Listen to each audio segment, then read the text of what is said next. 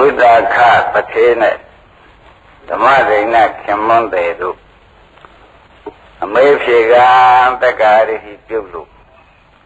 ယောက်ျားကနာဂမိန်းမကရန္တာဖြစ်ပုံရှင်းပြမယ်မှန်ပါဗျာအဲ့ဒါဒီမြတ်စွာဘုရားတင်ကိုရဏကြီးဒီရာဇဂိုပြည်ဝေလုံးအောင်ကြောင်း၌တရင်လုံးနေတဲ့အချိန်မှာဝိသခာဆိုတဲ့တထေးကဓမ္မဒိဏဆိုရဲရန္တာမကိုတက္ကရာဒိဋ္ဌိနဲ့ပတ်သက်တဲ့အမေးတွေမေးပါတယ်အဲ့ဒါဒီဘယ်နဲ့ကြောင့်သူတို့ဒီကားလို့ဆိုလို့ရှိရင်ဒီမေးတော့ပါလိမ့်မလို့သူတို့ဇတ်ထုတ်ကိုအစကနင်းငယ်ပြန်ရလို့ရှိရင်ဝိသကတထေးနဲ့ဓမ္မဒိဏဆိုတာဒီငကောကကျင်လင်များဖြစ်ခဲ့ပါတယ်မှန်ပါကျင်လင်များဖြစ်တော့ဝိသကတထေးကဘုရားခင်ကိုရမကြီးသုရောဏမင်းကြီးတို့ရှိကိုတိုင်းတော်ပြည်တော်သို့ပြန်လာပြီးကာလရသသထုသားတို့နဲ့တကွတရားဓမ္မတွေဟောတဲ့အခါမှာဝိသကတထေးကလူဖြစ်နေပဲသူသောတော်ဗန်တည်တယ်မှန်ပါနောက်တကချက်ပိတရားနာပြန်တော့သဂရကံတည်နောက်ချက်ပိတရားနာပြန်တဲ့အခါမှာလည်းအနာဂံတည်အနာဂံတည်တော့အနာဂံတည်ပြီးတဲ့နေ့မှာသူဒီကျောင်းတော်ကနေပြီးပြန်လာခဲ့ပြန်လာတဲ့အခါကျလို့ရှိရင်ဣန္ဒြေသိက္ခာတွေကအနာဂံဆိုတာတရားဓမ္မတို့မှတ်เสียကလူပြမှာရှိတဲ့အာယုန်တွေဘာမှမနှစ်သက်တော့ဘူးဒီအာယုန်တွေပယ်ပြီးသားမဲ့နဲ့ပယ်ပြီးသားသုံးခုမြောက်မဲ့နဲ့ပယ်ပြီးသားဆိုတာမှတ်ထားကြပါအဲဒီလိုပြန်လာတော့ခါတိုင်းလည်းပြန်လာတာကတော့ဖြင့်ခါတိုင်းပြန်လာတော့ဒီမဲ့ကိုမျက်စိမျက်နှာမူပြီးဒီကလာပြန်လာတော့ဒုက္ခမမဓမ္မဒိဏကအပြန်မှာဆေးဆေးကြိုလေးရှိဆေးဆေးကြိုတဲ့အခါကျလို့ရှိရင်သူတို့တိုက်ဝါရောက်တဲ့အခါမှာတထေးကပြန်လာသူကတဲ့ပေါက်ကစီကြိုလက်ကလေးပါလေးဆွဲပြုတ်ပြီးဒီကလာအိမ်မော်တူတူသွားကြလာကြဆိုတဲ့သဘောလေးရှိသောတပန်ဒီတုန်းကနောက်သဂရဟံဒီတဲ့အခါလည်းထိုသဘောရှိအနာဂံဒီလာတဲ့နေ့ကျတော့ဒီကအိမ်မော်ကနေလှမ်းကြည့်တဲ့ကလေးကဒီနေ့လာပုံထူးတယ်ဆိုပြီးဓမ္မဒိဏကအကဲခတ်ဂဂဗေထုံးစံတိုင်းသူရှင်းပြီးဒီကလာဝတရားတိုင်းကျိုတဲ့အခါမှာလက်တွေပါတွေသွားဆွဲတဲ့အခါလည်းဆွဲမခံတော့ဆွဲမခံတော့ဘာကြောင့်ပါလိမ့်မလဲဆိုတဲ့တွေးလုံးနဲ့သာသူစောင့်ပြီးဒီကလာအိမ်မော်ရောက်အောင်သာလိုက်သွားကြအိမ်မော်ရောက်တဲ့အခါကျတော့ရှင်လည်းသမန်းစားဖို့ပြုဖို့ပြင်တဲ့အခါမှာတယောက်တည်းသာစားတဲ့အတိတ်ပဲမျိုးနဲ့သူစားတော့ဒီကမ္မမကိုမခေါ်တော့နောက်ညာရဝင်တဲ့အခါမှာလည်းထိုးတူပဲလွတ်လပ်တဲ့နေရာသွားပြီးတန်ရှင်းတဲ့ယူစင်းတဲ့ဝတ်တွေကိုခင်းပြုပြီးဒီကလာအိတ်တော်အဲဒီကလေးအိတ်တော်ခொနည်းကတရေတော်ဖြစ်တဲ့ဓမ္မဒိဏကအော်မူရာတော့ပြန်တော်ထူးနေပြီငါဘောမလုံးမကြလို့လားတို့မဟုတ်သူတစ်ပါးသောပုဂ္ဂိုလ်နဲ့လုံးမကြလို့လားလုံးမကြမှုတစ်ခုခုရှိလို့သာလဲဤကဲ့သို့သောနေမှုတိုင်မျိုးအရှင်ပြန်ပြောင်းတာပဲဆိုပြီးတော့တန်တရားနဲ့ပဲနေတယ်မှန်ပါဗျာနောက်တရားနဲ့နေတဲ့အခါလဲထိုနည်းတူပဲဒကာဓမ္မပြောလိမ့်မယ်ပြေသွားရင်ပြောမှာပဲဆိုတဲ့အိဗယ်မျိုးနဲ့စောင့်ဆိုင်နေတဲ့အခါမှာလည်းဘာမှနိနောခြင်းပြောဆိုခြင်းခင်မောမှလည်းမရှိတော့ဘူးမှန်ပါဗျာအဲ့ဒါတွေကလို့ဆိုရင်ကာမရာဂနုတ္တိယဆိုတဲ့လောဘတွေပယ်ပြီးသားဖြစ်တဲ့တွေ့ဒီကဲတော့အနေဆိုင်ထူးခြားတဲ့ဆိုတာဒကာဓမ္မတွေမှတ်ဖို့ပဲမှန်ပါဗျာအဲ့ဒါတွေဥဒယနာနေတဲ့ဒကာဓမ္မတွေမှတ်ဖို့ရကတော့သောတပန်စီယုံနဲ့တော့ငါးပါးယုံကာမဂုဏ်တွေသားနဲ့များနဲ့နေတာပဲလို့သာမှတ်ရသို့သူသရဂံဒီပြန်လဲထုံးစံတိုင်းနေတာပဲလို့မှတ်ရအနာဂံဒီမှသာရင်ငါးပါးယုံကာမဂုဏ်ဆိုတဲ့ဒီလူပိအာယုံကာမဂုဏ်တွေနဲ့သူကျင်းလို့အဲဒီကတော့ထူးခြားအောင်မှတ်ပြီးဒီကလာထားကြပါတချို့သောတပန်တွေပဲဆွားလိုက်တယ်ကမြင်လိုက်တယ်လို့မကဲ့ရပါနဲ့သောတပန်မပယ်နိုင်သေးပါဘူးကာမအာယုံကိုမပယ်နိုင်သေးပါဘူးဆိုတဲ့သိချမှတ်ထားကြပါဒါနဲ့ပဲဓမ္မရိနာစိတ်ထဲမှာတော့သူစိတ်ထဲမှာအမတမဆွေးပြီးကြလားအမနံသောကလုံးကြီးအကြီးကျယ်ဖြစ်ပြီးကြလားနေတော့နောက်နေသုံးရနေတဲ့ခါကြလို့ရှိရင်ပြန်ဟိုတယောက်တည်းအိတ်နေတဲ့အိတ်ခံညဝင်တဲ့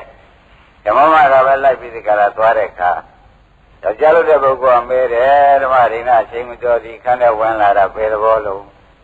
ဘယ်သဘောမှမဟုတ်ပါဘူးမေးကြံမြန်းကြံလို့ဝင်ပြီးဒီကလာလာခဲ့တယ်ဆိုတဲ့အဖြေကိုပေးလိုက်မှန်ပါဗျာမေးတာဘောလို့ဆိုပြီးဒီကလာအမေးခတ်တော့သင်္ဒီရှိကလည်းမတူဘူးအမူအရာဟန်ပန်တွေကလည်းအမှန်တန်ပြောင်းတယ်အဲ့ဒီပြောင်းတ ကျွန်တော်ကိုလည်းအသိမှပြုပြီးစကားတော့ပါတယ်လေပြောချမ်းဆိုခြင်းမရှိတော့ဘူးအဲ့ဒါဒီသောတမန်ကောင်းတယ်မှကြံလည်းမရဖြစ်ပြီးဒီကလာလာခဲ့တာလည်းတော့ကြာကြပြီဒါကုမမူရာထူးတာကျုပ်ပေါ်မှာပြည့်ရှိလို့သာသုံးဖို့ဒီဘာသာပုဂ္ဂိုလ်နဲ့ပဲအလိုမကျမှုတွေကျုံလို့ဆုံးလို့လားတဘာသာပုဂ္ဂိုလ်မှာခင်မနှစ်သက်တဲ့စိတ်ရှိပြီးဒီကလာနေလို့လားအဲ့ဒါမိမတွေထုံးစံတိုင်းကုန်မေးတော့တာမှန်ပါဗျာမေးတဲ့အခါကျတော့မပြောကောင်းဘူးဆိုတာတော့ဝိသကတတိကသိမပြောကောင်းလို့မပြောဘဲနေလိုက်လို့ရှိရင်လေဓမ္မဒိဋ္ဌဆိုတဲ့ခမမတွေနှလုံးကွဲပြီးဒီကလာသေဘောဝင်ကြသူမြင်တယ်မှန်ပါဒါနဲ့ပြောမှဖြစ်မယ်ဆိုပြီးဒီကလာပြောပါတယ်နာရီတခြားကိစ္စဘာမှအထူးကြောင့်မရှိပါဘူးတင့်ပေါ်မှာလည်းဘာအပြစ်မှမရှိပါဘူးနာရီတရားလူတရားမြတ်ဆိုတဲ့အနာဂံဆိုတဲ့အနာဂိမအနာဂိဖိုးဆိုတဲ့အနာဂံတည်ပြီးဒီကလာခဲ့တဲ့အတွက်ငါးပါးယုံကာမဂုဏ်တွေကိုဘာမှပြုခြင်းရွှင်ခြင်းလူပြအာယုံတွေကိုနှိမ့်သက်ခြင်းဆိုတာတွေကမရှိတော့ဘူးအဲ့တော့သင်လည်းသင်ကိုလည်းအခုမဲလို့ပြောရလို့ရှိရင်တရားတော့ပြောပြီးပြီသင်ဒီမှာကလေး40ရှိတယ်ငါဘက်ကလည်း40ပါတယ်ကလေး80ကိုသင်အောက်ချုပ်ပြီးဒီကလာဒီမှာပဲနေလို့လည်းနေငါကိုပဲကျွတ်တယ်ဓမ္မနဲ့ကျွေးပြီးတဲ့ကလာသာတော်ဒီပစ္စည်းတွေငါပစ္စည်းရဲ့လို့ထိမ့်မှမရှိတော့ပါဘူးဆိုပြီးဆွမ်းတော့အနာဂံဒိလာတာအနာဂံဒိလာတော့ထူးခြားတဲ့အိဗယ်တွေပေါ်မလားပေါ်လာထူးခြားတဲ့အိဗယ်တွေပေါ်လာတယ်ဆိုတဲ့ဥစ္စာဟာအနာဂံမိတ်ကျေစုအတ္တရီကောခါမလင်ကျိုးကိုပေးဆိုတဲ့အိဗယ်ဟာခါမလင်ကိုငါးပါးယုံကာမဂုဏ်ဆွမ်းလိုက်တဲ့အတွက်ငါးပါးယုံကာမဂုဏ်နဲ့ပတ်သက်တဲ့အပူဓာအလောင်ဓာတ်တွေဟာရှိသေးရလားရှိပါဘူးအဲ့ဒါအတ္တရီကောဆိုတဲ့မိတ်တကုတ္တတိဟာဒီကသိတူပေါ်တာပေါ့ဗျာပေါ်ပါဗျာဘုရားအမှန်ထင်ရှားနော်အားလုံးဓမ္မတွေသင်ရှားဘူးလားဒါကြောင့်တို့လည်းတွေရအောင်ကြိုးစားရမှာပဲဒါယမနာဟုတ်တဲ့နိလန်းနေပဲချက်ချင်းကြိုးပေးပြီးချက်ချင်းငါးပါးယုံကာမဂုဏ်နဲ့ပတ်သက်တဲ့အပူဓာအလောင်ဓာတ်တရားကိုငြိမ့်သက်နိုင်တဲ့အနာဂါမိမဲ့ပဲဆိုပြီးကာလကိုယ်လည်းတူယူပြီးကြိုးစားလို့ရှိရင်ဖြစ်နိုင်တဲ့အခြေအနေလမ်းစဉ်ကရှိနေတာပဲဒါကြောင့်ဓမ္မတွေကနမူနာရှိပြီးဒီကာလနေတော့နေကောင်းကလည်းပေးထားပြန်ကိုလုံနေတဲ့အလောက်ကလည်းတော်ကြီးရောက်ပေါက်ပြီးဒီကလာနေကြတဲ့ပုဂ္ဂိုလ်တွေဖြစ်သောကြောင့်တက်မယ်ဆိုမရဘူးဆိုတဲ့စိတ်မရှိဘူးမှန်ပါဗျာရရမှာကြီးပဲလို့သုံးပြချက်ချပါဒါနဲ့ပဲဂရေ80ကိုမဲမဲဆွဲပါပဲလုံလုံးကတော့သမန္တုချိန်မှန်ကျွေးလို့ရှိရင်ဖြင့်တော်ပြီဆိုပြီးဒီကလာပြောလိုက်ဒါရမမကသေးနောက်အိမ်နောက်တို့ဘာလို့ပြချင်ပါလဲဆိုလို့ရှိရင်လည်းထုံးစံတိုက်ပြုတာပေါ့အသက်ရှိသည်နဲ့အစုံမပြောလိုက်ပြောလိုက်တော့ဓမ္မရင်းကအလုံးကြီးကြသွားတာပေါ့လေအရင်ကတော့သူ့ပေါ်မှာပဲလို့ညာလို့စွဲချက်တွေဘာတွေနဲ့သူတွေးလုံးထုတ်ပြီးဒီကရနေတာတွေအကုန်ပပြပြီးတော့တရားကြီးဖြည့်စုပါလားတရားကြောင့်ဖြစ်တဲ့အမူအရာတွေပါလားဆိုတာပေါ်လာတရားကြောင့်ဖြစ်တဲ့အမူအရာတွေပေါ်လာတဲ့အခါကျတော့သူဆက်ပြီးမေးတယ်အသင်ဝိသကတည်းဒီလောကုတ္တရာတရားဆိုတာဟာယောက်ျားများမှပဲအထုကောင်းသလားမိန်းမများတော့အထုကောင်းသလားအားဘယ်နဲ့မေးပါလိမ့်မလို့ဓမ္မရိနာယောက်ျားဖြစ်စေမိန်းမဖြစ်စေယတ္တဗုဒ္ဓညာကစပြီးတက်မယ်ဆိုလို့ရှိရင်ဖြင့်ယောက်ျားမိန်းမရဲ့လို့ဘုရားကမဟောပါဘူးရနိုင်တာကြီးပဲလို့သာဟောပါတယ်ဟုတ်ပါဘူးအဲ့လိုဝိသကအနာဂံကပြောတဲ့အခါကျတော့ဒါပြန်သူလည်းမိမ့်မပဲပြင်ကြသလိုရနိုင်လို့ရှိရင်သူဘိက္ခုနီမလုပ်ပြီးကြလားဒီကျင့်ကိုပဲအာထုတ်ခြင်းတဲ့စိတ်ပေါ်လာတဲ့အတွက်သုခင်မွန်တောင်းပါဒကာဓမ္မတွေရိပ်မိပဲအနာဂံဖြစ်တဲ့ဝိသကတထေကနေပြီးဒီကာလဓမ္မဒိဏဘုဒ္ဓဇံကိုမိမ့်မပဲပြင်ကြသလိုယထာဘုဒ္ဓညာကစပြီးဒီကာလတက်မယ်ဆိုလို့ရှိရင်ဖြင့်ဘဒ္ဓဗံမေရာဂနာဂံယန္တာဆိုတာဖြစ်နိုင်တာကြီးပါပဲဘုရားကယောက်ျားမိန်းမမရွေးပါဘူးဟုတ်တယ်မှဆိုကျင့်တဲ့ဉာဏ်ကိုရတော့ဉာဏ်စဉ်တိုင်းတက်သွားကြမယ်ဆိုရင်ဒီကိစ္စပြည့်ကြစရန်ဆိုတဲ့ဥစ္စာဘုရားဟောတော်မူပါတယ်ဒါကြောင့်သင်္ဃာဒီကဲတော့ဒီရှိတွေလည်းမကင်တော်ပဲနဲ့တရားဓမ္မကိုပဲကြိုးစားပြီးဒီကာလဘိက္ခုနီမလှုပ်ချင်ပါတယ်ဆိုလို့ရှိရင်ဖြင့်ငါကရှင်သင့်ပဲဒါကိုပဲမပြောကြံလို့သာနေရတယ်လုံးမယ်ဆိုလို့ရှိရင်အထူးဝမ်းမြောက်ပါတယ်ဆိုတာဝိသကတထေကဝမ်းမြောက်သောစိတ်နဲ့ပဲပြောလိုက်ဒါနဲ့ပဲညပြောပြီးမနေ့ကြတဲ့ခါကျတော့ရှင်မျက်စိသွားပြီးဒီကလာအ ရှင်မတော်သွားမနဲ့ဆော့ဆော့သွားလိုက်တဲ့အခါရှင်မြင်းကအာဝိသကတည်းဒီနေ့လာပုံကဲထူပါလားဘယ်နဲ့ကြောင့်မှဒီချိန်ကြီးတွေရောက်လာပါလဲတခြားမဟုတ်ပါဘူးရွှေဆန်းရင်ကြီးလိုချင်တော့ပါပဲရွှေဆန်းရင်ကဘာကိစ္စပါလဲမလို့ကျွန်တော်ဤခင်မောမဓမ္မရိနာကဘိက္ခုနီမလှုပ်ဖို့ရသူသဘောတူတယ်လို့မင်းညာကပြောတဲ့တဲ့ဘိက္ခုနီမထံကိုရွှေဆန်းရင်နဲ့ဆန်းပြီးဒီကလာပို့ဖို့ပါပဲဟာရပင်ယူသွားရှင်မင်းကလည်းရွှေဆန်းရင်ကြီးဆွမ်းတော့ပြီးဒီကလာပေးလိုက်ပေးလိုက်ပြီးဒီကလာဆွေရမျိုးတွေနဲ့တခါတည်းဘိက္ခုနီမဖြစ်ရွတ်ဆောင်ဖို့ရနန္ဒရေနဲ့ချိုးပြုပြီးဒီကလာတမန်ရှင်းရှင်းနဲ့ဘိက္ခုနီမကြောင့်ရွှေဆန်းရင်နဲ့ထမ်းပြီးဆွေရမျိုးတွေနဲ့တိုက်လိုက်ဝိုင်းပို့ကြတာပေါ့ဗျာမှန်ပါဗျာပို့ကြပြီးဘိက္ခုနီမလုပ်ဘိက္ခုနီမလုပ်ပန်တော့လေတရားဓမ္မတွေကတော့နေရာကျပါရဲ့နာရတယ်လည်းနေရာကျပေါင်းသိရတယ်လည်းနေရာကျပါရဲ့တို့တော့ဘုံတံမခံနိုင်ပဲဖြစ်နေတယ်ဘုံကဘာလို့ဆိုတော့သေကရဆိုတော့မိတ်တွေသင်္ဃတွေဆွေတွေမျိုးတွေအလုံးစုံကတကားတဲ့ကုညီတောက်ပံပေးကြကံကြလူကြဒါတွေအကံပိရိကာရနေရတာနဲ့ပဲရတဲ့တရားလေးဘိက္ခုနီမလုပ်ပြီးတောင်းမှပဲပွားများခြင်းကမရပဲဖြစ်ဒါနဲ့ပဲသူဆရာဘိက္ခုနီမပြောပြီးကာလဝေးတဲ့တောတစ်ခုသွားပြီးတရားထုတ်လိုက်ပြီးဒီကာလတရားထုတ်တော့ကိုပါရမီရင်တန်တဲ့ပုဂ္ဂိုလ်လည်းဖြစ်ပြန်ဆန္ဒရလည်းပြင်းပြပြန်ဖြစ်ပြန်တော့တရားကလည်းနာပြီးသားဖြစ်နေပြန်တော့သောတပန်ရာဂနာဂံယန္တာကြောင့်သူဖြစ်လာ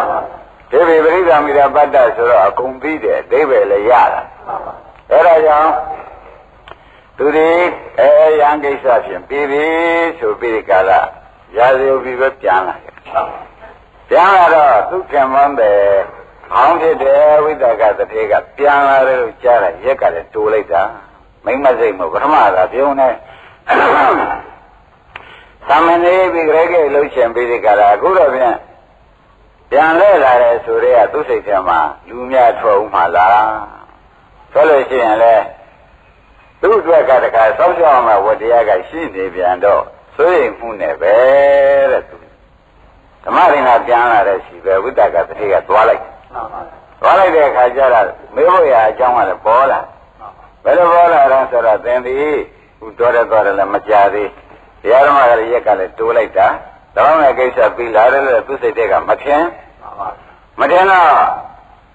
လူဆွဲချင်တော့လားလို့မေးရမှာလဲပညာရှိသဘောမှမသိရောက်ဒီလိုမေးတော့မကောင်းဘူးအဲ့တော့ပု္ပ္ပာမေးမှပဲပု္ပ္ပာတွေကနေပြီးဒီကလာသူ့ကြောင့်တွေးယူမှသာလည်းလူရင်းကြတော့မယ်ဆိုပြီးပု္ပ္ပာမေးတယ်ဒါကြောင့်ဓမ္မရိနာရဲ့ရဟန္တာမှာနော်မေးတဲ့ယောက်ျားကအနာဂါဆိုတော့အောက်တစ်ဆင့်ကြတော့ပေါ့ဗျာဒါနဲ့သူလူတော်ကျန်တော်လားလို့မေးဖို့ရမမေးကျင်တာနဲ့ပဲရှင်ဓမ္မရိနာသက်ကာယဆိုတာဘာတော့သက်ကာယဆိုတဲ့ဥစ္စာ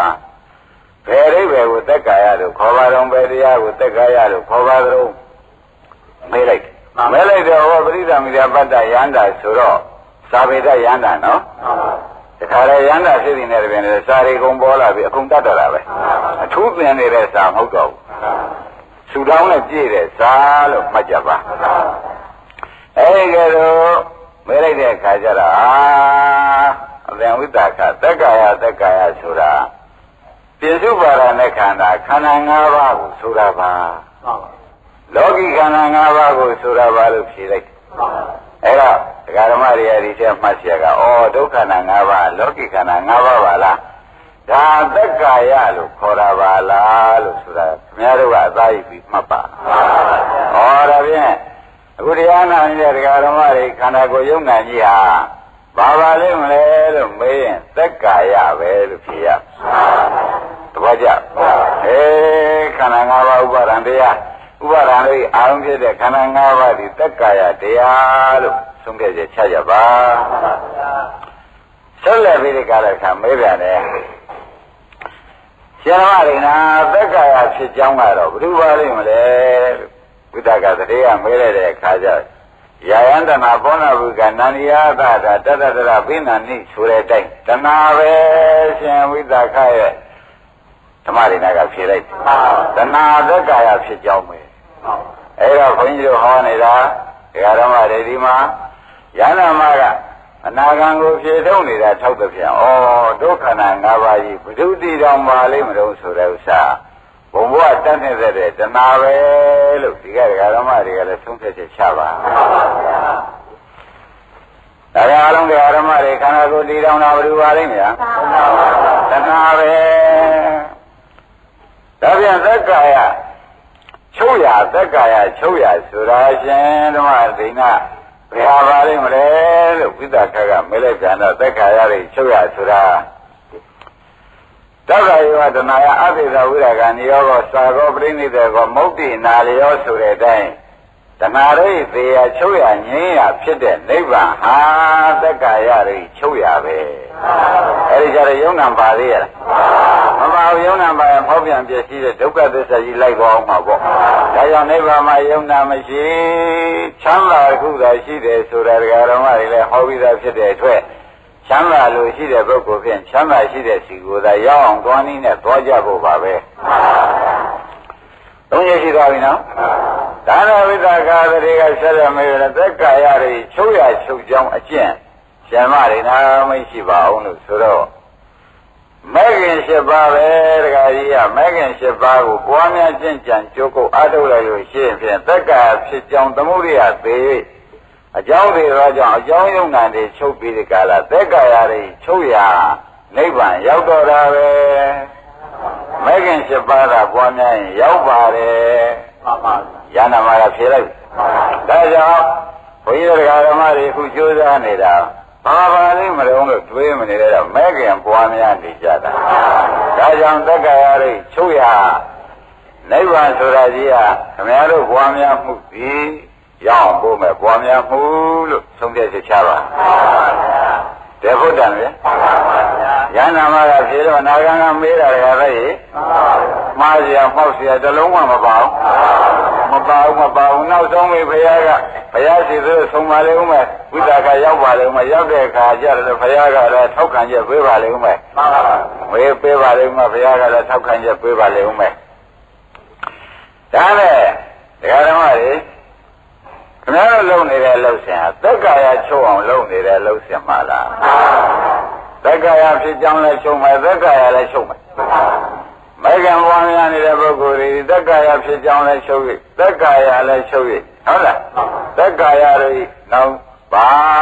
မှဗာမယမရှိအောင်ချုပ်တဲ့နိဗ္ဗာန်ဆိုတာကြီးကိုဒကာဓမ္မတွေမဲကံ၈ပါးဒီပွားများတဲ့ပုဂ္ဂိုလ်တိုင်းမှာပဲမရောက်မရှိဘူးရောက်အောင်ပါ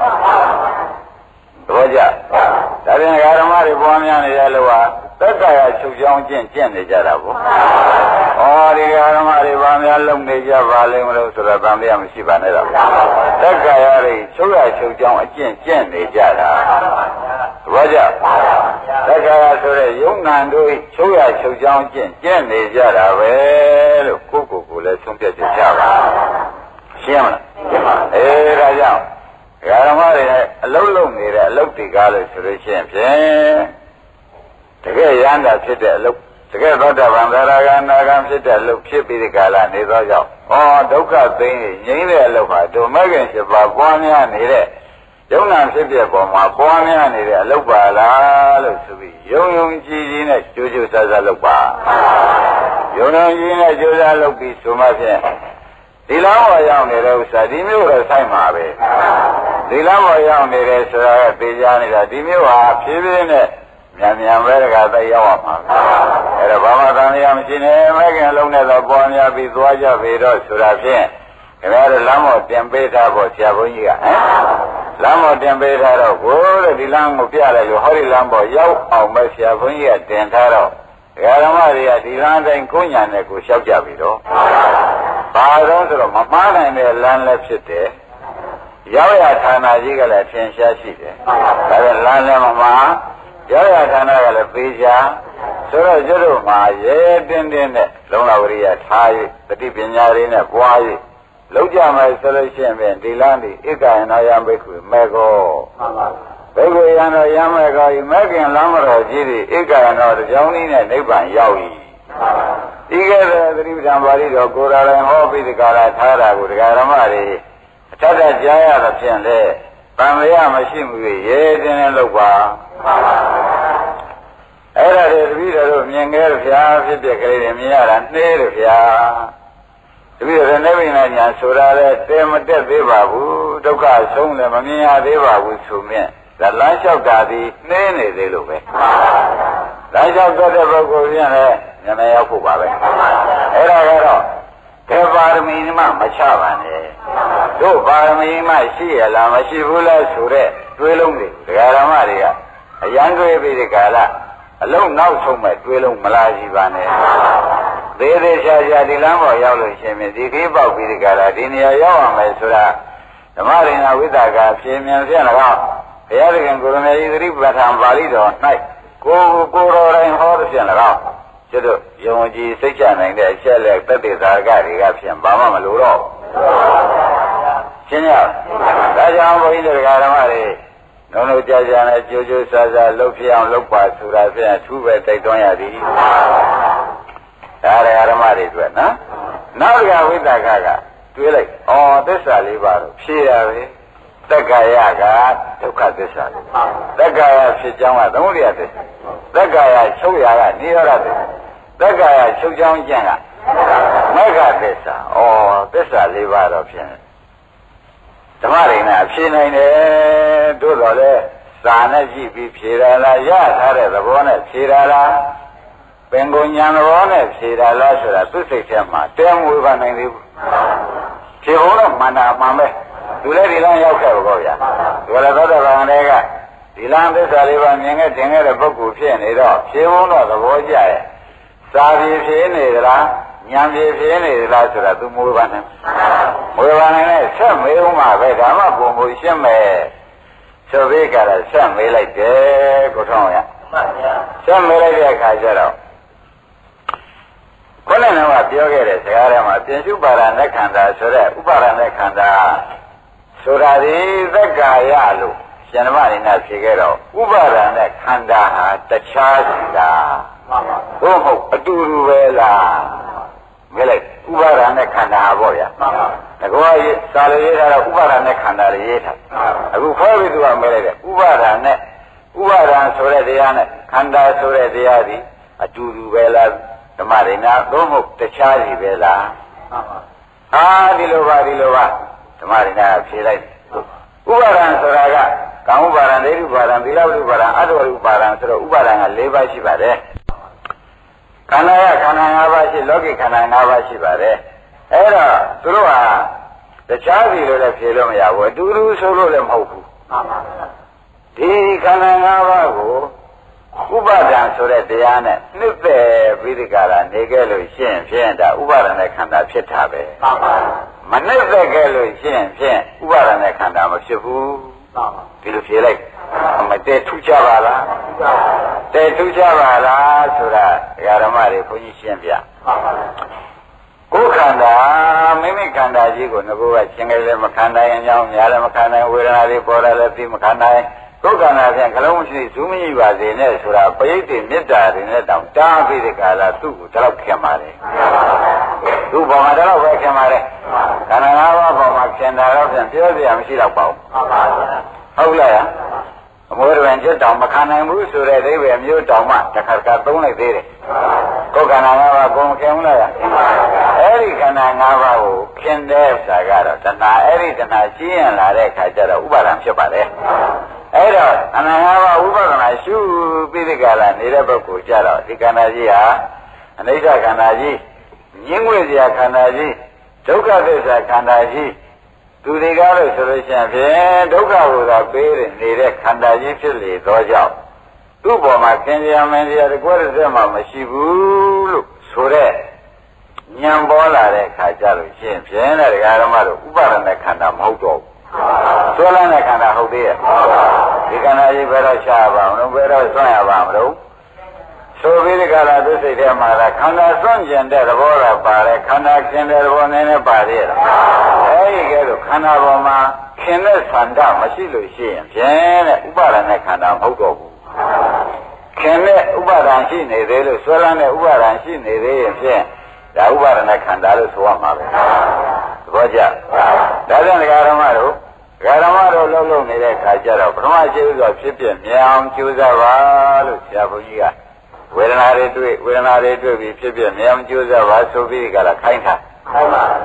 ဆိုရလို့ခိုင်းတာဒီတခြားကြောင့်ခိုင်းတာမဟုတ်ဘူးတဲ့ကိုယ်ခန္ဓာမဟုတ်ကြောင်းကောင်းကောင်းသိအောင်လို့မခင်တဲ့စိတ်ကြီးစွဲလန်းတဲ့စိတ်ကြီးပြည့်ပြည့်သွားအောင်လို့ဟောရခြင်းဖြစ်တယ်တပည့်ကြအဲ့ဒါကြောင့်နိဗ္ဗာန်ရောက်ကြောင်းတရားကောင်းအစ်ကိုရှားခြင်းကြလို့ရှင်ဖြင့်ဒီကန္နာပေါ်မှာခင်မှုဆွဲလန်းမှုသိရင်ရောက်တော့တာပဲလို့သာဆုံးဖြတ်ချက်ချာဒီကံမှာပေါ်၌ခင်မှုဆွဲလန်းမှုချုပ်ငြိမ်းသွားရင်ပါတော့နိဗ္ဗာန်ရောက်တာပဲခန္ဓာရှိတယ်လေရောက်တာပဲခန္ဓာမရှိလေရောက်တာပဲသဘောကျဒုက္ခကရင်ကင်းငြိမ်းတဲ့နိဗ္ဗာန်ဆောင်ရကိလေသာတွေချုပ်ရငြိမ်းရသိမ်းရဖြစ်တဲ့နိဗ္ဗာန်အဲ့ဒါဒီကားလို့ရှင်ဒကာဓမ္မတို့ဒီခန္ဓာခင်းနေတဲ့ပုဂ္ဂိုလ်ဆွဲလန်းနေတဲ့ပုဂ္ဂိုလ်မရောက်ဘူးခန္ဓာမခင်းတော့ပါဘူးမဆွဲလန်းတော့ပါဘူးဆိုတာဖြင့်ဒကာတိုက်ဧကံရောက်တကယ်ရောက်ဘာမှခံရမရှိနဲ့အဲ့ဒါဒကာဓမ္မတွေဘုန်းကြီးကသင်တာပွားများကြဇံပါခန္ဓာဖြစ်ပြပွားများကြဇံပါဆိုတာဥပါဒနဲ့ခန္ဓာမဖြစ်အောင်လုပ်နေတာကိုဆွဲလန်းတဲ့ခန္ဓာမဖြစ်အောင်လို့ဘုန်းကြီးကမဂ္ဂင်နဲ့ပွားများပါလို့ခိုင်းနေတာကိုဆိုတာကိုလည်းယနေ့ရှင်းရှင်းလင်းမှတ်ပါပွားများပါ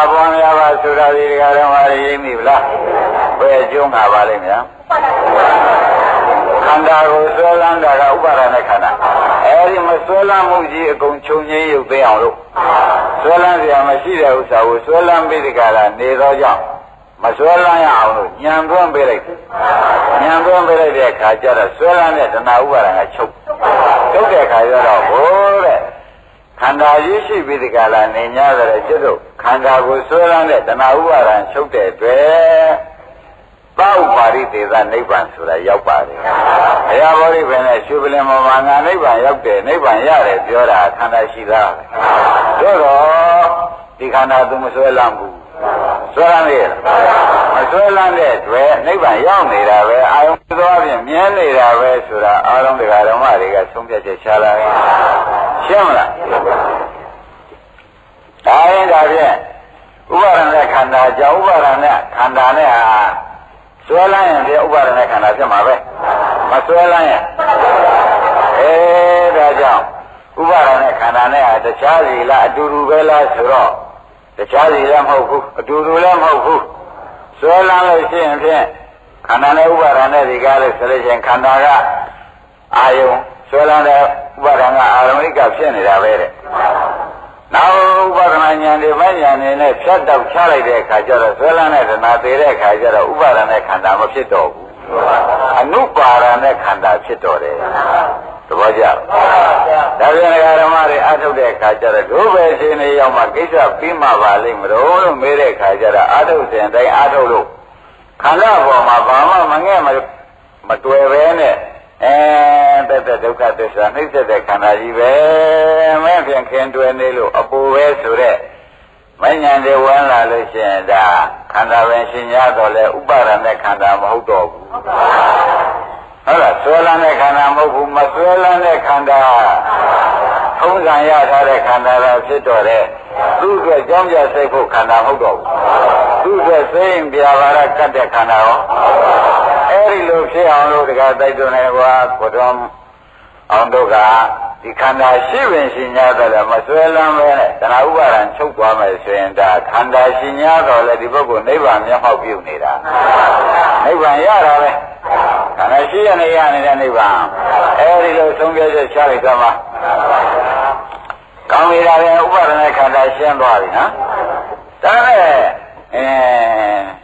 သုံးပြချက်တော့သူကောင်းကောင်းတော့မချသေးဘူးဝိသကက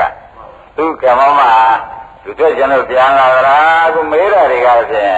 မေးတဲ့အတိုင်းဖြေလိုက်တာတွေကဖြင့်တကယ်ပဲပညာရှိသဘောအရိယာသဘောသက်ရောက်နေပြီတို့ဆိုမေးတဲ့လက်စနဲ့ပဲဆက်မေးဦးမယ်အကုန်စင်သိအောင်ဆိုပြီးယမဓမ္မရိနာသက်ကာယဒိဋ္ဌိသက်ကာယဒိဋ္ဌိဆိုတာကိုရှင်းပြစမ်းပါသက်ကာယဒိဋ္ဌိဆိုတာတခြားမဟုတ်ပါဘူးတရားကြီးဟာသက်ကာယဒိဋ္ဌိဆိုတဲ့ဥစ္စာကရုပ်ကိုငါဖြင့်ဝေဒနာကိုငါဖြင့်ပညာကိုငါဖြင့် သင်္ခါရဆိုတဲ့စေနာတွေငါထင်စိတ်ကိုငါထင်အဲ့ဒီလိုအကြောင်းလားမှမရှိအရိယာတို့ကိုမိဝဲရှိကတဲ့ပုဂ္ဂိုလ်လည်းမဟုတ်ဆရာသမားကောင်းစီမှာလည်းသုတ္တမရနဲ့ကြောင်းလားမှလည်းမရှိတဲ့ပုဂ္ဂိုလ်ကလည်းရုပ်ဟာငါပဲဝေဒနာငါပဲပညာရောငါမှတ်ထားတာငါစားကောင်းတယ်ငါခန္ဓာအဲ့ဒီကဲတော့ငါစိတ်ဆိုပြီးကြလားရုပ်ကိုငါဝေဒနာငါပညာငါသင်္ခါရကိုငါဝိညာဉ်ကိုငါဆွဲလို့ရှိရင်ဖြင့်အဲ့ဒါသက္ကာဒိဋ္ဌိပါပဲသဘောကျကြသက္ကာဒိဋ္ဌိဆိုတာခန္ဓာ၅ပါးငါတင်လို့ရှိရင်ခန္ဓာ၅ပါးငါတင်တဲ့ဒကာဓမ္မတွေမှန်လို့ရှိရင်ဖြင့်ဒါသက္ကာဒိဋ္ဌိဆုံးဖြတ်ချက်ချာသဘောကျ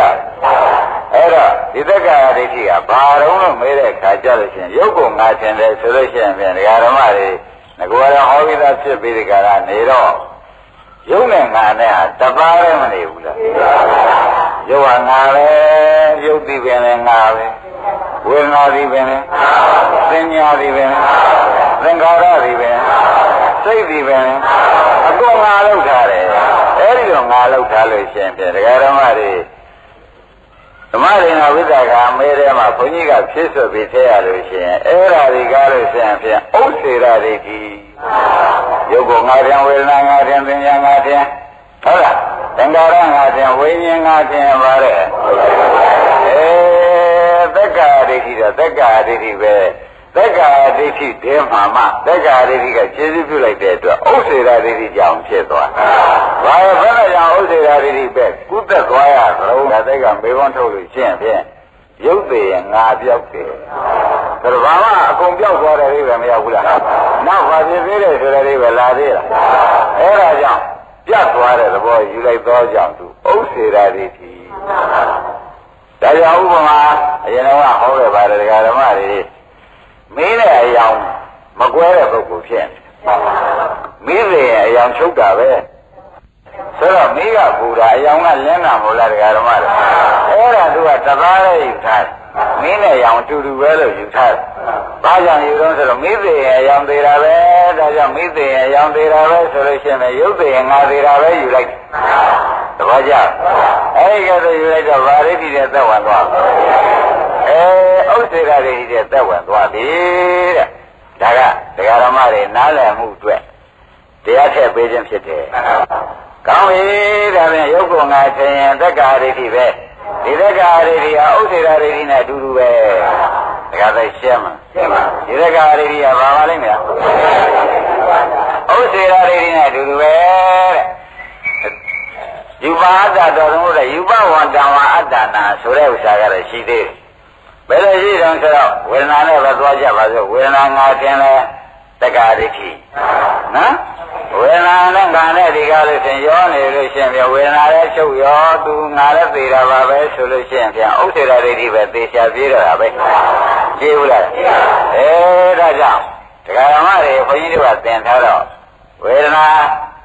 ရှုတဲ့ဒကာဓမ္မတွေဝေဒနာဒုက္ခဝေဒနာဒုက္ခဝေဒနာဥပ္ပခဝေဒနာလို့ဝေဒနာ၃မျိုးရှိတဲ့လက်ကဒကာဓမ္မတွေညာနဲ့တဲ့ပြီးဒီကရာပေးလိုက်ပြီးဆိုမှပြန်ညာနဲ့တဲ့အောင်ဒါဝေဒနာနဲ့တဲ့လိုက်ဆိုမှပြန်ဖြတ်ခနဲ့ပြက်ပြက်သွားတာမြင်လိုက်မြင်လိုက်ဘူးလားအဲ့ဒါငါမပိုင်ငါမဆိုင်လို့ပြက်တာမသေးကြဘူးလားအဲ့ဒါဝေဒနာကိုငါလို့ယူသေးရလားမယူတော့ဘူးအနတ္တလို့ယူလိုက်အနိစ္စဒုက္ခအနတ္တလို့ယူလိုက်တယ်ဒါကြတဲ့အဲ့ဒီလိုဘုန်းကြီးတို့ဒကာဓမ္မတွေကြတော့ဒီကဲလို့ညာနေဆရာဘုန်းကြီးကပေးထားတဲ့အခါကျတော့သက္ကာဒိဋ္ဌိဖြစ်သေးရလားဥစ္စေရဒိဋ္ဌိကိုဖြစ်သေးရလားဒိဋ္ဌိဆင်သွားတယ်ဒါကြောင့်ဖြစ်ဖြစ်ရှုတဲ့ဒကာဓမ္မတွေကြတော့ဝေဒနာဖြစ်ဖြစ်ရှုတဲ့ဒကာဓမ္မတွေကြတော့ဒကာရဖြစ်ဖြစ်ရှင်းသားတယ်ဖြစ်ရှင်းသားတယ်ပြတ်သွားတာမြင်လိုက်တော့ဝေဒနာတွေငါမပိုင်ငါမဆိုင်တဲ့အတိတ်ပဲရှင်းမတော့ဘူးဝေဒနာငါလို့ဆိုလို့ရသေး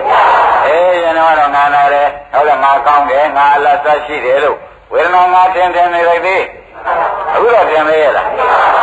ညာနဲ့ရှုလိုက်တဲ့အချိန်ကျတော့ကသိပြက်ပြက်သွားတာလေးပျောက်ပျောက်သွားတာလေးမမြင်ရတော့ဘူးအဲဒါကြောင့်จิตတို့မာဒီလိုပြက်ပျောက်သွားတာမြင်တဲ့ဒကာရမမှန်လို့ရှိရင်ဖြင့်သက္ကာရိတိကပြုတ်ဒါငါမဟုတ်ဘူးအတ္တမဟုတ်ဘူးအနတ္တပါလားဆိုတဲ့ဥစ္စာကမပြောဘဲနဲ့ပြီးအ နတ္တလို့မပြောပါဘူးရှင်းရင်ပြောက်တာမြင်လိုက်တော့မပိုင်မဆိုင်လို့ပြောက်တာပဲဆိုတာခင်ဗျားတို့သိပြီးသားဖြစ်ပါလိမ့်မယ်အဲ့တော့မပိုင်မဆိုင်တာပါခေါ်ကြပါမယ်ဟောဒါပြန်ဝေဒနာအတ္တလားအနတ္တလားမရင်ဘယ်နဲ့ဖြစ်လဲဒီဓမ္မတွေကတော့ဝိပဿနာရှုနေတဲ့ဓမ္မတွေကတော့သက္ကာဒိဋ္ဌိပြုတ်ပြီးဒီကာလညာထဲမှာရှုကြိုင်မှာတခါတော့ပြုတ်နေတာပဲ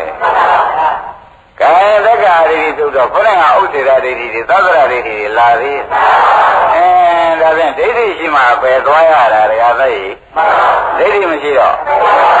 ဒါကြောင့်ခင်ဗျားတို့ရှုနေရင်မှတ်တယ်သာသေစမ်းမှာသောတာပန်မတည်ပဲနဲ့ပဲရှိပါစေတော့အပယ်တော့သိချပါတယ်အပယ်တော့လုံးဝမရောက်ဘူးရှုရင်မှတ်တယ်သာဩဒီဥစ္စာဒီကားလို့ဆိုရင်ဖြင့်ဥမာမမာနေတယ်ဆိုတဲ့ဒုက္ခဝေဒနာပဲအဲ့ဒီဒုက္ခဝေဒနာလေးညာနဲ့ကြည့်ပြီးအနတ္တဆိုတာခဏအနာလေးကရော့လိုက်တိုးလာလိုက်ရော့လိုက်တိုးလာလိုက်ဆိုတာအနာလေးပြက်ပြီးဒီကလာအနာကြီးပေါ်ပေါက်တာအနာကြီးပြက်တော့ပြန်တော့အနာလေးလှည့်လာပြန်ဟုတ်လားအဲ့ဒီဒုက္ခဝေဒနာလေးကပြက်လိုက်အစာထိုးလိုက်ပြက်လိုက်အစာထိုးလိုက်ပြက်လိုက်အစာထိုးလိုက်လို့จิตတို့ကပြောင်းရှုနိုင်တဲ့ဒကာဓမ္မဖြစ်ခဲ့လို့ရှင်းဖြင့်တဲ့ရှုရမှတ်တဲ့တက္ကရာဒိဋ္ဌိကပြုတ်နေတဲ့အတွက်ဒီဝေဒနာနဲ့ပဲသုတေစိတ်ကြတောင်းတော့သုကတိသေးကြတယ်ဘယ်ဒုက္ခတော့မရောက်ဒါသုရသောတာပန်ဟောရင်းမိကြဒါဖြင့်တို့ရှုနေတဲ့အလုပ်ဟာဒီကားလို့ဆိုလို့ရှိရင်ဖြင့်ဒီလိုပဲမဟုတ်တာမလားဆိုတဲ့ဥစ္စာပေါ်မလာဘူးရှင်းကြလားအကယ်ဒီဝေဒနာတွေချုပ်အောင်ငြိမ်းအောင်ရှုနိုင်မယ်ဆိုလို့ရှိရင်သောတာပန်အစစ်ဖြစ်သွားသောကြောင့်လေသုဂတိရောက်သွားကြတော့လေသောတာပန်ဖြစ်နေရောက်နော်မှန်တော့အဖြစ်ကတော့ပုရိသံဖြစ်နေရောက်ပုရိသံဖြစ်နေရောက်လေဒုတိယဘောသောတာပန်နေတာပဲချုပ်အောင်ငြိမ်းအောင်ရှုကြမယ်ဆိုလို့ရှိရင်လေဒကာဓမ္မတွေဒီဘောပဲသောတာပန်ဒီပြီးဒီကရသုတိမှာသွားကြပြီတော့ဒီပဲဆက်ပြီးကိုဖြစ်ပြနေကိုဆက်လုံနေဦးမယ်ဆိုရရနာဖြစ်သွားကြမှာပဲဒါလည်းယေနံဗုဒ္ဓအဲကြောင့်အလုတ်တရားကိုကြိုးစားပါအလုတ်တရားကိုကြိုးစားပါဆိုတဲ့ဥစ္စာကိုဖြင့်အထူးပဲနေတိုင်းတိုက်တွန်းရဓမ္မတိုက်တွန်းလိုက်ခြင်းဖြင့်တရားဓမ္မတို့အပေတကားကြီးကနောက်ကဟင်းလင်းကြီးပွင့်ဘုန်းကြီးတို့ကလည်းပွင့်ရဲ့တရားတိုက်တို့အတွက်ကတော့ပွင့်ရဲ့ဖြစ်နေတော့ဒီဟာကိုပြိတ်ချင်တော့ဖွင့်လာကဘယ်ကနေဖွင့်တော့ဆိုတော့လူပြေမှာသက္ကာယဒိဋ္ဌိရှိနေလို့သက္ကာယဒိဋ္ဌိကဖွင့်ထားသဘောကျလားဘယ်ကလူဖွင့်ထားပါလဲဝေဒနာငါတင်တာတွေကသူကဖွင့်ထားတာငါဟုတ်ပါဘူးအနတ္တပါပဲလို့ကျတို့ကရှုလိုက်တဲ့အခါဖြတ်ခနဲ့ကြောက်ပြက်တာလေးမြင်လိုက်တော့ငါမဟုတ်ဘူးဆိုတာသိသွားအနတ္တတရားဆိုတာသိသွားထို့လို့သိတာလေဒီကနေပိတ်တာပဲဒီကလည်းအနတ္တမြင်ဟိုဘယ်ကကြောင်းနဲ့ပိတ်ကျွတ်လို့ဆိုပိတ်ရှင်းမလားဒါဖွင့်လာတဲ့သက္ကာရိကဖွင့်တာသက္ကာရိချုပ်အောင်လုပ်တဲ့ဒကာဓမ္မတွေကြတယ်ဒီကနေပြီးသက္ကာရိချုပ်တဲ့ဥပဒနာညာမညာကပဲမပိတ်လိုက်ဘူးဒါကြောင့်ဒကာဓမ္မတွေအပေဟိုရိတ်ခါစုတယ်ဆိုတော့ဒီကပဲအပေမသွားကြံလို့နိဗ္ဗာန်သွားကြံများတယ်ဒီကနေစုဟုတ်လားသက္ကာရိတွေများများစုတဲ့ဒကာဓမ္မပြန်ပေဒကာပွင့်နေတာပဲ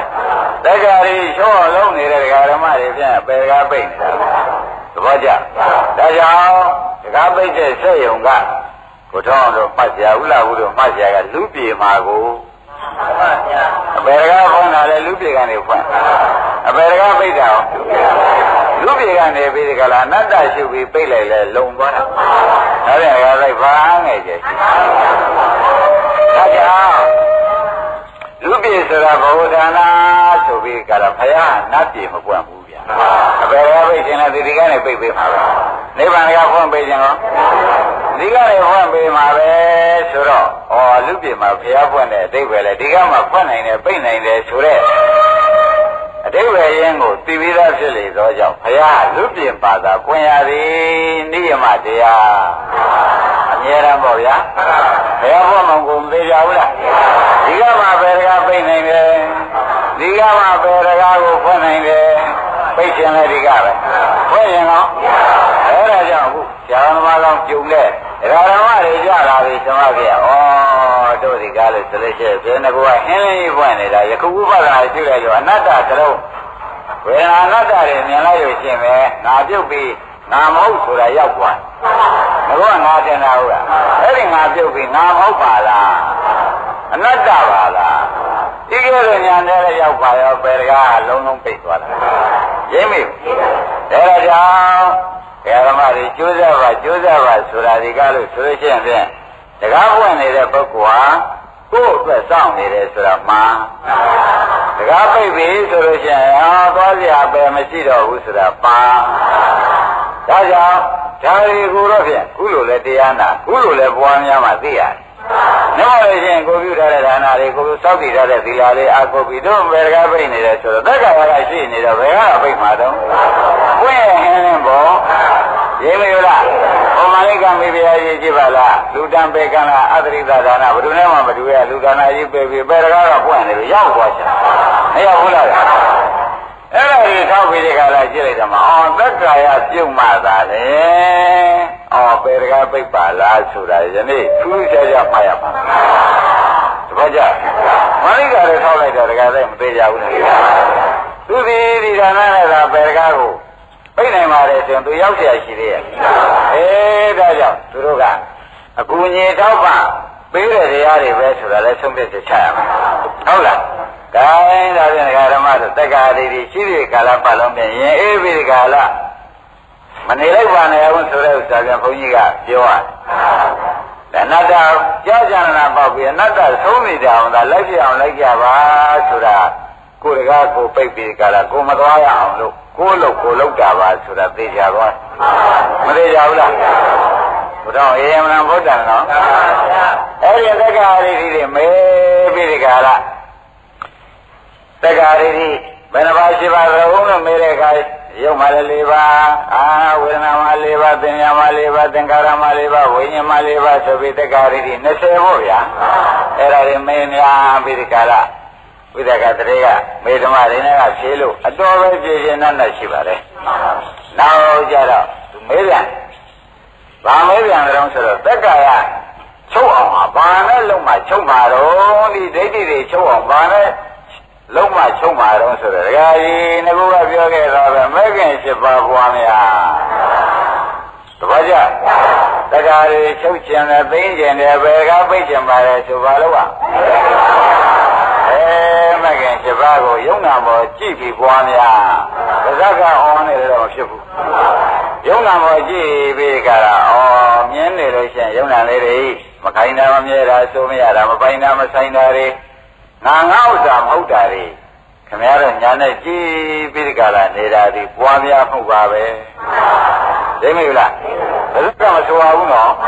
ဘယ်ကဆိုတာကရတာတဲ့ဆိုမမဲမှုတာဖြစ်တယ်ညာနဲ့မြင်ပြီးဒီကလာထပ်ပြန်တယ်လည်းမြင်တဲ့အမြင်ကိုပွားများမှုလို့ဆိုသည်ဘုရားရှင်း납ပလားဒါရဲ့ဒါနဲ့တက္ကရီချုပ်အောင်မဲခင်7ပါးဒါပြန်မဲခင်7ပါးကိုဘယ်လိုများဝေဖန်ရပါသလဲလို့ဆိုပြီးကြလားဝိသကတရေကမေးပြန်တော့ဓမ္မရိဒကဖြေရှားတာပေါ့ဗျာမဲခင်7ပါးမှာလည်းတကယ်ကြီးသီလမဲခင်3ပါးသမာဓိမဲခင်3ပါးပညာမဲခင်က2ပါးရှိတယ်အဲ့ဒီလိုမဲခင်ဒီလိုဝေဖန်ရတယ်အ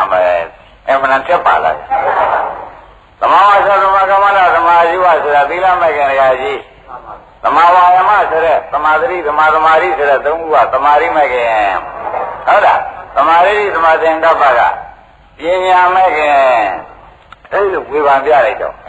ဒါဖြင့်မဲ့ခင်7ပါးပွားများနေတဲ့ပုဂ္ဂိုလ်မှာသီလသမာဓိပညာစုံလို့ပါလားဒါကြောင့်ဓမ္မတွေအချိန်အတိုင်းပွားများလို့ရှိရင်သီလဆောက်တည်ပြီးသားသမာဓိတည်တော်ပြီးသားပညာနဲ့ရှုပြီးသားဆိုတဲ့အဓိပ္ပာယ်တကတည်းတစ်ချက်ကို3ချက်ပြတ်ဖြစ်သွားတယ်။ခင်ဗျားတို့ပွားများနေတဲ့အချိန်မှာသီလလည်းလုံးနေ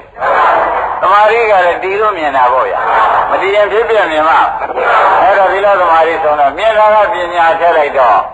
ဟုတ်လား။သီလကလုံးကျုံပြီးသားသမာဓိကတည်ကြည်ပြီးသားဖြစ်ပြမြင်တာကပညာဆိုတော့သီလသမာဓိပညာဆိုတဲ့မဂ္ဂင်7ပါးကစုံသွားတော့ကြအဲ့ဒီကတော့မဲခင်7ပါးစုံပြီးဒီကလာသွားတဲ့အခါကျတော့ကိုတဲ့ခင်ဗျားတို့ဒီ မဲခင်7ပါးဒီကားလို့ရှိရင်ကိလေသာမာရင်တော့ကိစ္စရီမဲ့ကောဆိုရင်ကိလေသာတပ်ပြီးနိဗ္ဗာန်ရသူသာသွားရတဲ့တရားပါကလားဆိုတော့ဆက်ဆုံးဖြတ်ချက်ချလိုက်အဲဒီတော့မဲခင်7ပါးမဲဖြေလုပ်ပြီးဒီကားလားရှင်းဆက်ပြီးဒီကားလားမေးပြန်တယ်တဲ့ဘယ်လိုများမေးလိုက်တယ်ရှင်မဓမ္မရိနာဝေဒနာပဲမျိုးရှိတုံးဆိုပြီးကျွတ်တော်ဟောနေကြစီရောက်လာတာဝေဒနာတခါကြီးဟာဒုက္ခဝေဒနာဒုက္ခဝေဒနာဥပေက္ခဝေဒနာဒါပဲရှိပါတယ်တောင်းဝေဒါပြန်ဒုက္ခဝေဒနာဒုက္ခဝေဒနာဥပေက္ခဝေဒနာတို့သုံးပါးရှိတဲ့ခြေနှပ်ပါပြီဒုက္ခဝေဒနာမရှိရင်ဒုက္ခဝေဒနာဘယ်လိုရှုရမှာတော့ဒုက္ခဝေဒနာဘယ်လိုရှုရမှာတော့ဥပေက္ခဝေဒနာဘယ်လိုရှုရမှာတော့ဆိုဒုက္ခဝေဒနာဆိုတာဖြစ်တော့ချမ်းသာတယ်လို့ပြတ်တော့ဒုက္ခပါပဲဒုက္ခဝေဒနာတော့ဖြစ်တော့ဆင်းရဲပြီးပြတ်သွားတဲ့အခါကျတော့ရှုတဲ့ပုဂ္ဂိုလ်ချမ်းသာပါတယ်ဥပေက္ခဝေဒနာဉာဏ်ရှိတဲ့ပုဂ္ဂိုလ်တော့ဒုက္ခသဘောတောင်ရောက်ပါတယ်သဘောကျအဲ့ဒီလိုရှုလိုက်ပါဆိုတော့ဒုက္ခဝေဒနာလည်းခင်ဗျားတို့ဖြစ်ဖြစ်ရှိဦးမယ်ဒုက္ခဝေဒနာတော့ဥပေက္ခဝေဒနာဒါပဲရှုပါတဲ့ရှုလိုက်ပါတဲ့ဖြစ်ပြီးပြတ်တဲ့တရားပါပဲလမ်းဆုံးပါပဲဒီလိုဓမ္မရိနာကဖြေပြီးချမ်းမယ်လိုက်ကဲရှင်မတင်ဖြေတာအမှန်ကောင်းပါလေတကယ်နိဗ္ဗာန်ရောက်ကြောင်းစစ်တည်ဖြေပြီးဒီကလာနေတော့ရှင်းဆက်ပြီးဒီကလာမေးလက်စားနဲ့မေးရရုံဆိုပြီးဝိသကတည်းကမေးချင်အဲ့ဒီဒုက္ခဝေဒနာရှုတော့ဘယ်နုတ္တရသေးသလုံးဒုက္ခဝေဒနာရှုတော့ဘယ်နုတ္တရသေးသလုံးဥပေက္ခဝေဒနာရှိတဲ့အခါဘယ်နုတ္တရသေးသလုံးဆိုတော့အာရကြီးဒုက္ခဝေဒနာရှုရင်လောဘသေးတာပေါ့ကာမရာဂနုတ္တရသေးတာပေါ့ဒုက္ခဝေဒနာရှုတော့ဒေါသပရိက္ခသေးတာပေါ့တခါကြီးကဥပေက္ခဝေဒနာရှုတော့မောဟသေးတာပေါ့ဒါတွေဘုန်းကြီးတို့ကဒကာဓမ္မတွေအခုထောက်တယ်ချပြီးဒီကရာပေးတယ်လားရိမ့်မိပလားဒါပရိသမိရပတ္တယန္တာမကဖြေတာဆိုတော့ဒီတရားတဲခိုင်လုံးတဲ့တရားပါလား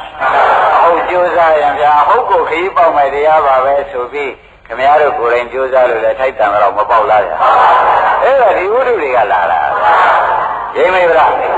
ဒုက္ခဝေဒနာမရှိလို့ရှိရင်ဒုက္ခဝေဒနာဖြစ်เสียတဏှာလို့ဘုန်းကြီးဟောဒုက္ခဝေဒနာမရှိရင်ဒုက္ခဝေဒနာဖြစ်เสียဒေါသဥပေက္ခဝေဒနာမရှိရင်ဥပေက္ခဝေဒနာဖြစ်เสียမောဟမလားဘူးလားအဲ့ဒါရှုလိုက်တဲ့အခါဒုက္ခတွေဒုက္ခရှုဒုက္ခတွေတော့ဥပေက္ခဝေတွေ့တော့ရှုလိုက်တဲ့အခါကျတော့ဖြစ်ဖြစ်ကြီးတွေ့ပြီးဒီကလာနေတယ်ဆိုတော့ဘယ်လောဘရောဒေါသရောမောဟရောကျွတ်တို့ကတွေ့ရင်ရှုနေပေါ့ဒီသုံးခုလာနိုင်သေးရဲ့လားလောဘဒေါသမောဟတွေချုပ်ရငြိမ်းရသိရနိဗ္ဗာန်ဆိုတာရောက်မှရောက်ပါမလားဆိုသူတို့သိရင်ရောက်တာပေါ့သူတို့သိရင်ရောက်တာပဲဆိုတော့ကျေနပ်ပါဒါဖြင့်ကျွတ်တို့လုံနေတဲ့အလုပ်ဒီကားလို့ဆိုရင်အတွင်းရန်သူတတ်တဲ့အလုပ်ပါလားကျွတ်တို့အတွင်းမှာရန်သူရှိနေတယ်လောဘဒေါသမောဟအတွင်းရန်သူပဲအဲ့ဒါဝေဒနာပေါ်တိုင်းရှုနေတဲ့ပုဂ္ဂိုလ်ကတော့အတွင်းရန်သူတတ်ပြီးဒီကားလားနေတဲ့ပုဂ္ဂိုလ်တွေလို့မဆိုနိုင်ဘူးလားဒါဖြင့်ဓမ္မတို့အပြင်ရန်နဲ့အတွင်းရန်ဘယ်အခါကြောက်เสียကောင်းအဲ့ဒါအတွင်းရန်သံဒီနေသည်ကိုဆရာဘုန်းကြီးကပေးပြီးဒီကားလားနေပြန်တော့လေဩတို့မှာဗျအန္တရာယ်ကင်းလို့ပေးရှင်းဆိုတာဒီလိုမှပဲအတွင်းရန်ရှင်းမှာပါလားသဘောကျအန္တရာယ်ကင်းလို့ပေးရှင်းတာတကားလိုက်ပေါ့လားအတွင်းရန်ကြောက်เสียကောင်းဆုံးဟာ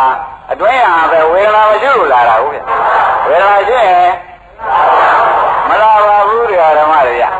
အဲ့ဒီတော့ဒုက္ခဝေဒနာရှိရင်လောဘဆိုတဲ့တွင်ရသေးပြီဒုက္ခဝေဒနာရှိရင်ဒေါသဆိုတဲ့တွင်ရဥပ္ပခဝေဒနာပေါ်တိုင်းရှိလိုက်ရင်မောဟဆိုတဲ့တွင်ရသူသေးတော့ကောင်းဆောင်ကြီး၃ယောက်သေးတော့တရားတရား1500ကိလေသာဆိုတော့သူတို့ကပွားတာပါ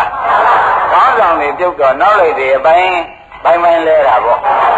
ဆိုတော့ပိုင်းပိုင်းလဲတဲ့အလုပ်တွေကားလို့ဆိုလို့ရှိရင်လောက်တိုက်တယ်လောက်ကောင်းတယ်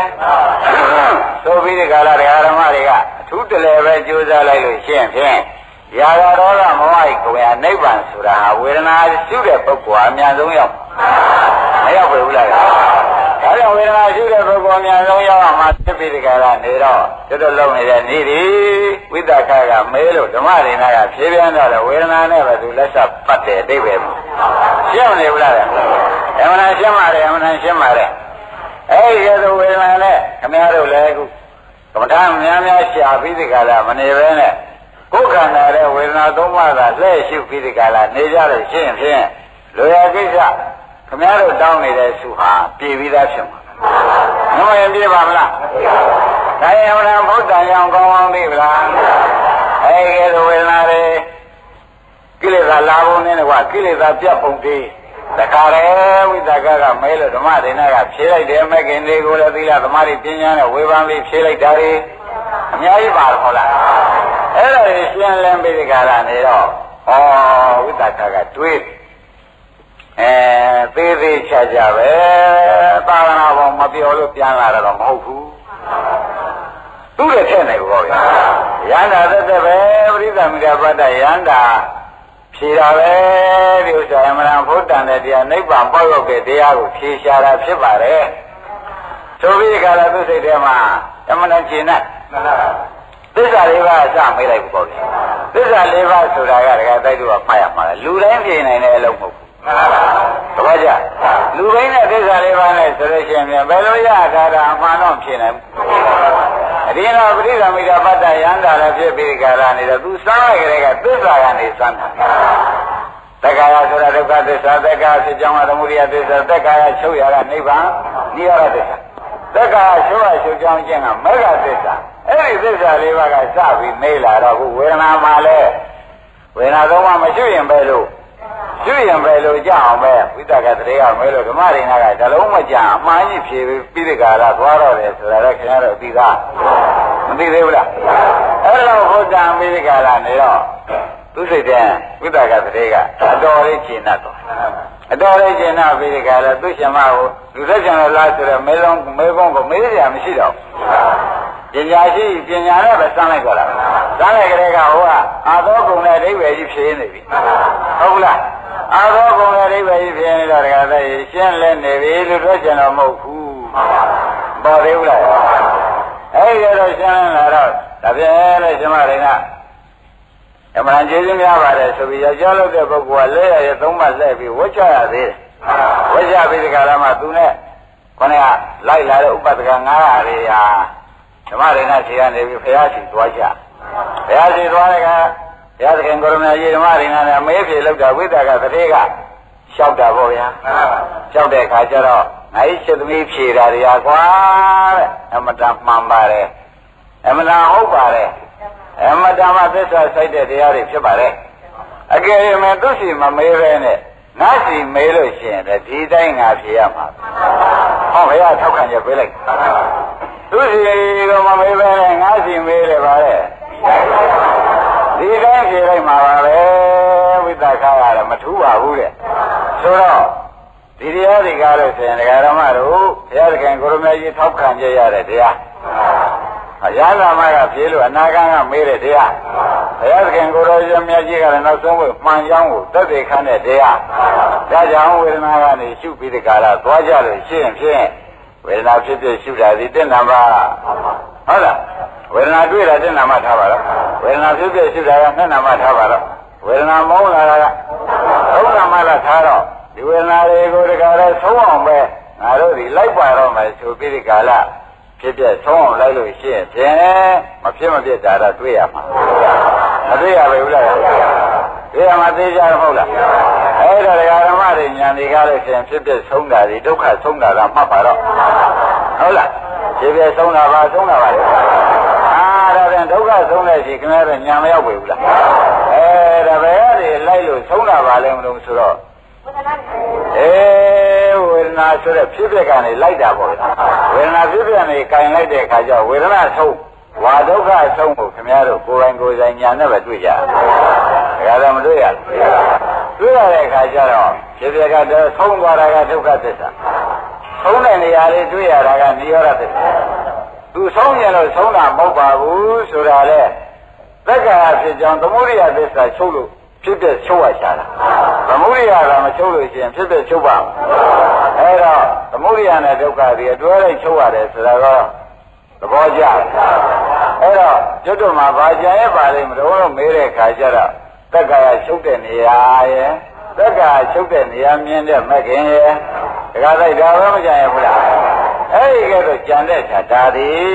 နိဗ္ဗာန်မက္ခသဆိုတဲ့တိုင်နိဗ္ဗာန်ကမဲ့ကျေးဇူးပြုတာမထင်ရှားဘူးလားအဲမဲ့ပြီးတော့လည်းပူလာတော့လား ဘောကြအဲ့တော့ပေါ်လာရင်သောတာပန်တည်တာပဲ